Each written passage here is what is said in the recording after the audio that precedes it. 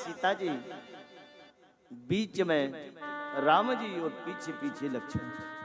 आगे आगे भगवान राघवेंद्र सरकार, बीच में सीता जी, पीछे जो है लक्ष्मण भैया।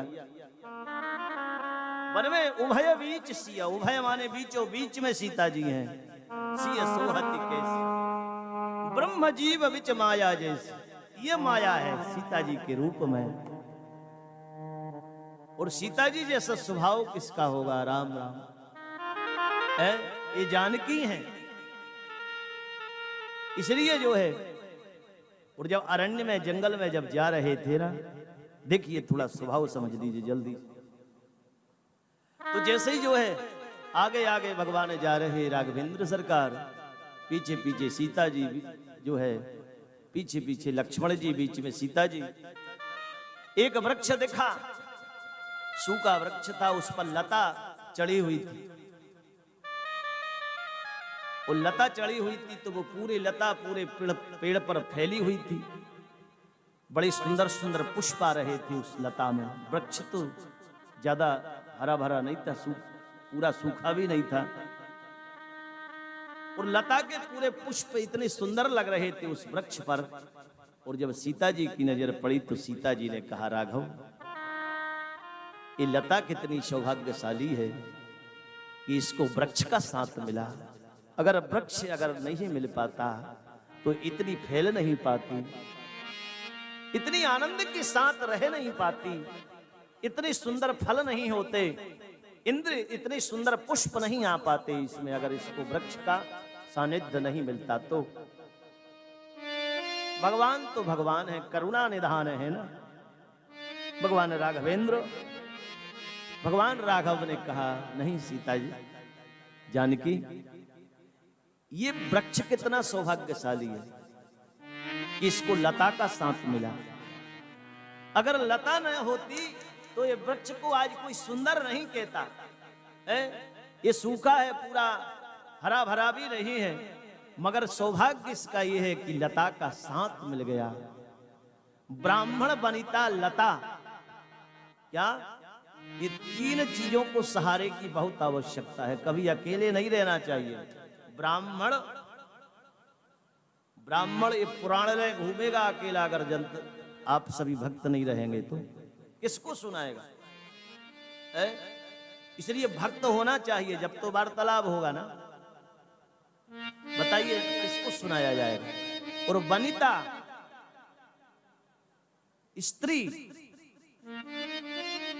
स्त्री का परिवार होना चाहिए, परिवार के लोग होना चाहिए, पति होना चाहिए, जब उसकी सुंदरता है। ब्राह्मण वनिता और लता। लता आपने देखा कि हम लता वाला वृक्ष अगर लगाते हैं, कद्दू का भी वृक्ष लगाएं तो उसके लिए एक मंडप बनाना पड़ता है, क्योंकि एक सहारे की आवश्यकता। उसका जो फल होगा वो पृथ्वी पर रहेगा तो सड़ जाएगा, इसलिए थोड़ा ऊपर रहेगा तो वो व्यवस्थित रहेगा। ब्राह्मण वनिता लता। इसलिए सीता राम जी कहते हैं कि वृक्ष सुंदर है, सीता जी कहती हैं कि लता सुंदर है। चलो बोले ऐसा करते हैं, लड़ाई की जरूरत नहीं है, अपन लक्ष्मण से पूछ लेते हैं। लक्ष्मण बताएंगे ये दोनों में सौभाग्य कौन है, सौभाग्यशाली कौन है। लक्ष्मण जी से कहा कि लक्ष्मण ये बताओ, ये लता सौभाग्यशाली है कि ये वृक्ष सौभाग्यशाली है? अच्छा, लक्ष्मण जी तो जीव है। लक्ष्य मनः स लक्ष्मणः, जिसका मन केवल लक्ष्य पर होता है उसको लक्ष्मण कहते हैं। कभी मन भटकता नहीं है लक्ष्मण जी, उनको समझने में देर नहीं लगी लक्ष्मण जी को। और लक्ष्मण जी ने कहा कि प्रभु उत्तर दूं? बोले विचार करके देना, किसके पक्ष, भाई इसमें पक्ष विपक्ष है ना।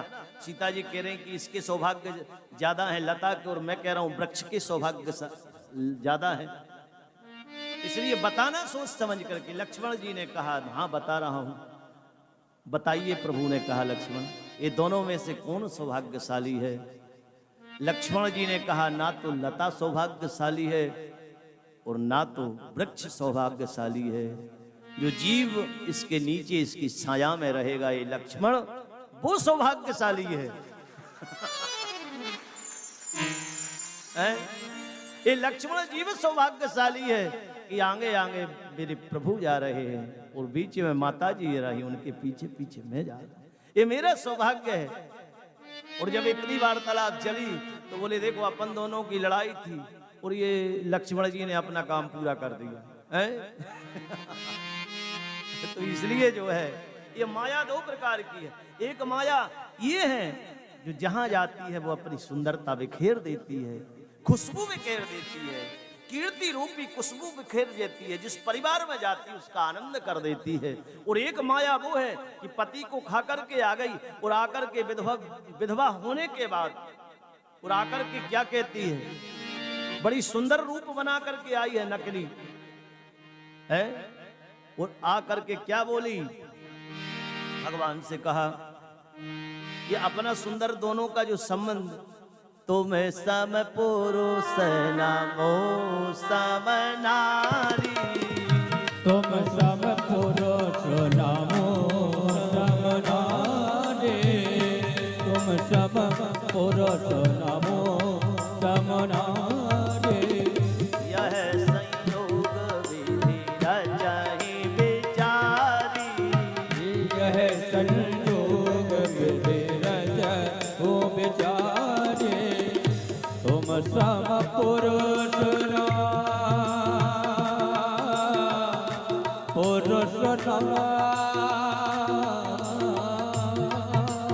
बड़े प्रेम से ताली बजाते हैं।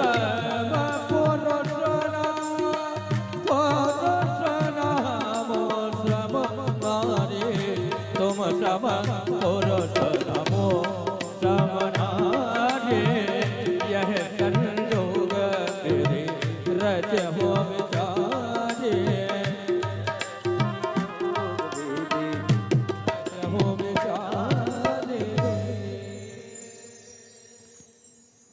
ब्रह्मा जी ने कहा कि बेवकूफ, एक तो तू फंस रही और मेरे को क्यों फंसा रही है? इसने क्या कहा सुपर्ण खाने कि तुम सम पुरुष न मऊ सम नारी, तुम्हारे जैसा कोई पुरुष नहीं और मेरे जैसा कोई नारी नहीं। और ये संयोग पता है किसने बनाया? बोले यह संयोग विधि माने ब्रह्मा ने रचा है और रचा ही विचार करके रखा, ये पक्का मेरा और तुम्हारा संबंध है। अरे भगवान ने कहा इतनी झूठी ने देखा तक रही, सीता ही लखही कहे प्रभु बैना, सीता जी की ओर देख करके भगवान ने कहा है, भगवान ने कहा कि नहीं मेरा तो विवाह हो गया है, और देखा सीता जी की ओर तो इशारा कर दिया कि मेरी पत्नी बैठी हुई है। आगे जो है ना भैया इनका विवाह नहीं हुआ, क्योंकि इतनी झूठ तू बोल सकती है, 100 झूठ तू बोल रही तो एक मेरे को भी तो करना पड़ेगा, इसकी नहीं हुई शादी क्योंकि अब भी प्रसाद देगा तेरे हैं? इसलिए जो है वो लक्ष्मण जी की यहाँ झूठ चलता नहीं है, वो झूठ पर किसी को छोड़ते नहीं है। और जैसे ही लक्ष्मण जी की यहाँ गई तो आपको पता ही है फिर कितनी नाक कटाई है, दंड इसको मिल गया।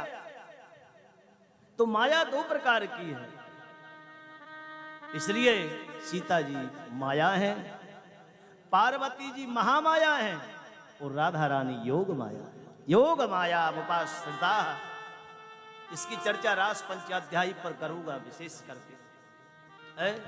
इसलिए माया क्या है? तो माया का स्वरूप बताया गया है कि माया दो प्रकार की है। उसमें जो परमात्मा की माया का ध्यान करता है वो तर जाता है, और जो संसार की माया का ध्यान करता है वो गिर जाता है। इसलिए ध्यायतो विषयान पुंसा, माया का ध्यान करने से जीव गिर जाता है।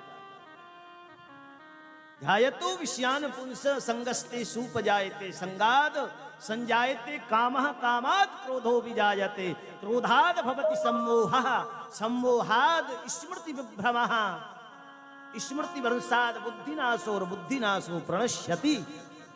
जीव की बुद्धि का नाश हो जाता है अविद्या के साथ जो रहता है, और विद्या के साथ जो रहता है वो क्या होता है?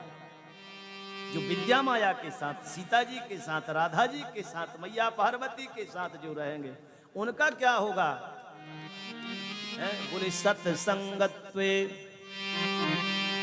आद्य शंकराचार्य जो है ना मोह मुदगर स्तोत्र में कहते सत्संगत्वे निःसंगत्वं निःसंगत्वे निर्मोहत्वं निर्मोहत्वे निश्चलतत्वं और निश्चलतत्वे जीवन मुक्तः भज गोविंदम भज गोविंदम गोविंदम भज मूढ़मते। भज गोविंदम ताली बजाते हुए भज गोविंदम गोविंदम भज मूढ़मते। भज गोविंदम भज गोविंदम गोविंदम भज मूढ़मते। ओ भज गोविंदम भज गोविंदम गोविंदम भज मूढ़मते। सत्संगत्वे निःसंगत्वं निःसंगत्वे निर्मोहत्वं निर्मोहत्वे निश्चलतत्वं निश्चलतत्वे जीवनमुक्तः भज गोविंदम भज गोविंदम गोविंदम भज मूढ़मते। भज गोविंदम भज गोविंदम गोविंदम भज मूढ़मते। भज गोविंदम भज गोविंदम भज गोविंदम भज गोविंदम गोविंदम भज मूढ़मते। गोविंदम भज मूढ़मते।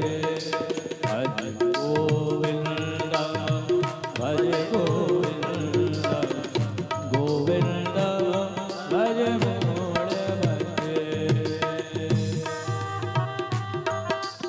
भज गोविंदम मूढ़मते। ये भगवान आद्य शंकराचार्य का जो मठ है ना, ये यहाँ अपने गोवर्धन मठ भगवान की जो प्रतिमा है ना, यहाँ के जो महाराज जी थे, अभी जो महाराज जी हैं, परम पूजनीय प्रातः स्मरणीय पूज्यपाद जो है निश्चलानंद जी महाराज के पहले जो इनके गुरुदेव थे, तो शंकराचार्य की जो आसन होती है ना, सिंहासन, तो निरंजन देवदी तीर्थ महाराज जी ने यही संकल्प लिया और कहा, जब तक भारत भूमि पर गाय कटती रहेगी तब तक मैं मेरी सिंहासन पर नहीं बैठूंगा। इसलिए महाराज श्री सिंहासन पर नहीं बैठते, ऐसी तखत पर बैठते। उनके लिए सिंहासन त्याग दी उन्होंने। जब तक भारतवर्ष में गौ कटती रहेगी। और हमारे ही बीच में एक बेटी आई है जो है कुर्सी पार से अभी जिला सदस्य का चुनाव जीत करके आई, और उसने बड़ा सुंदर संकल्प लिया। अंजू शुक्ला यहीं कहीं बैठी होगी, उसने ही संकल्प लिया है गांव-गांव जितना जितना उसका क्षेत्र आता है उस गांव, क्योंकि हर गांव में 50 गाय घूम रही हैं, वो गायों को इकट्ठी करके और गौशाला बनवा करके और सब दूर से जो है भिक्षा मांग करके और गायों के लिए कि गाय भूखी ना मरे, गांव का कर्तव्य। ये तो बेटी साहब ताली बजाइए इसके लिए। ये पहली बार खड़ी हुई और सबने इतना आशीर्वाद दिया इसको, निर्दलीय के बाद भी ये बड़े दिव्य वोटों से जीती। और अभी इसने बताया कि मेरे जीवन का लक्ष्य कि गाय में कोई गांव में ऐसी गाय फालतू नहीं फिरना चाहिए, इसलिए गांव को पकड़ पकड़ करके गांव घर घर जाती है और लोगों से विनती करती है कि गांव में हम गौशाला बनवाए देती है, आप वहां छोड़ दीजिए अपनी गाय, ऐसी नहीं भटकना चाहिए। सड़कों पर ट्रक से टकरा करके मर रही हैं, दुराचारी लोग पकड़ करके ले जाते हैं, मार्केटों में बेच देते हैं। तो इसलिए ऐसा संकल्प हर आदमी को करना चाहिए।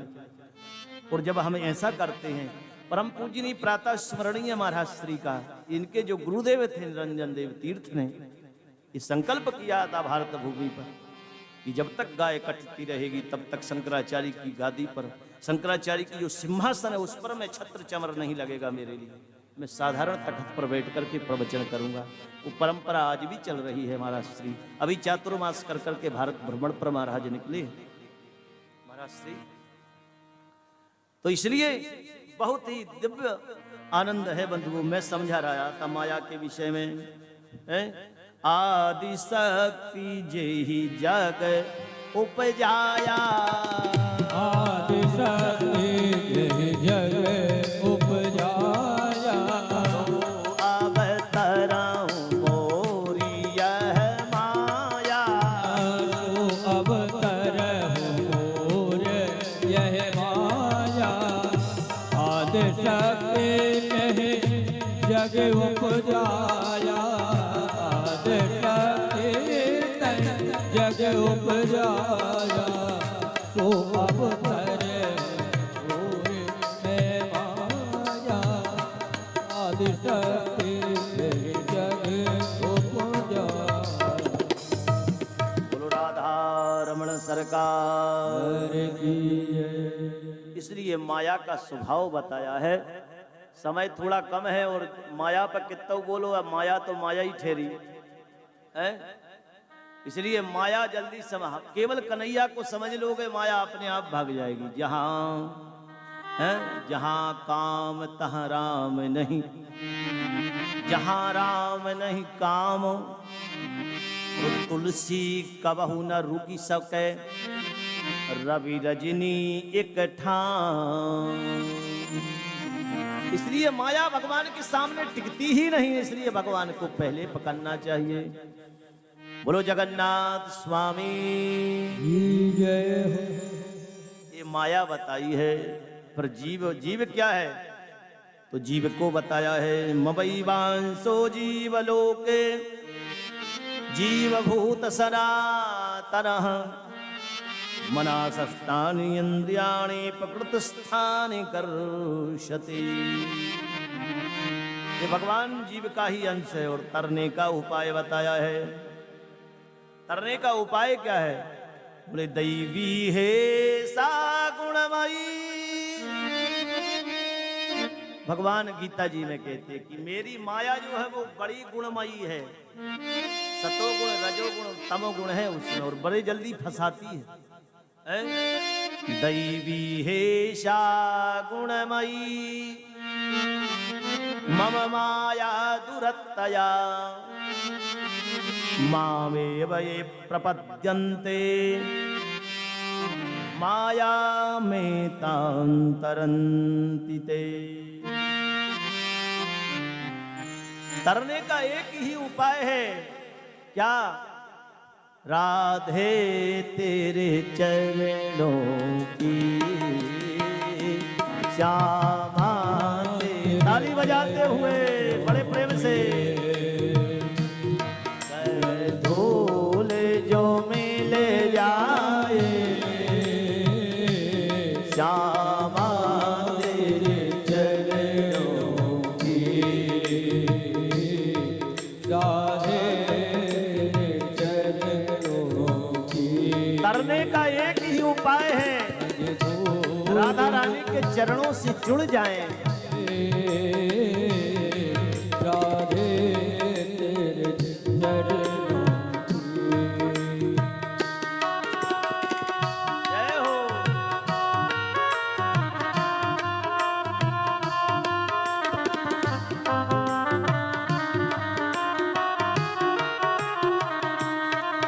सुनते हैं तेरी रहमत, दिन रात बरसती है। सुनते हैं तेरी रहमत, दिन रात बरसती है। एक बूंद जो मिल जाए। हाथ उठा करके आपके परिवार के सभी लोग देख रहे हैं, जरा हाथ उठा दो कि देखो हम भी बैठे हैं। एक बूंद जो मिल जाए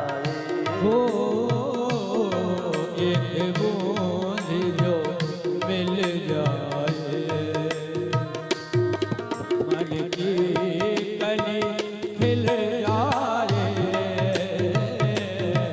राधे तेरे चरणों की क्या तेरे चरणों की।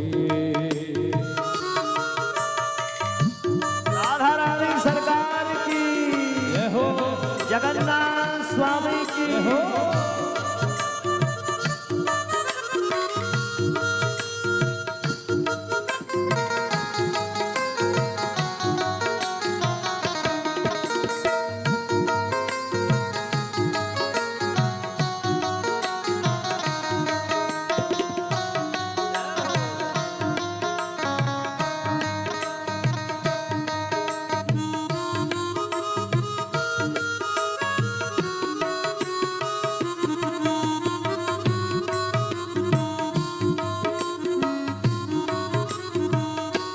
नजरों से गिराना ना, चाहे जो भी सजा लेना। नजरों से गिराना माँ, चाहे जो भी सजा देना। नजरों से जो गिर जाए, नजरों से जो गिर जाए, मुश्किल है समझ आए। ओ राधे तेरे चरणों की, श्यामा तेरे चरणों की।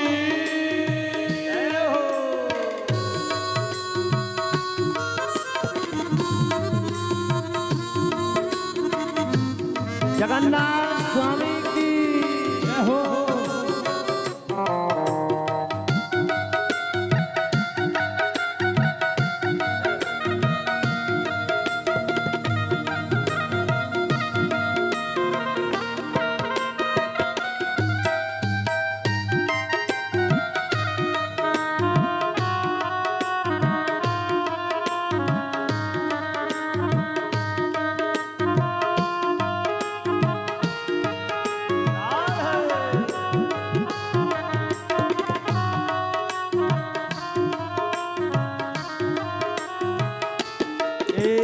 मन बड़ा चंचल है,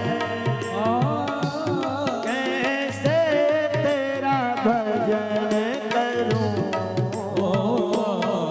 ये मन बड़ा चंचल है, कैसे तेरा भजन करूं। कितना इसे समझाऊं,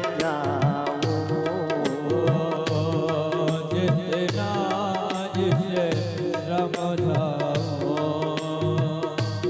उतना ही मचल जाए।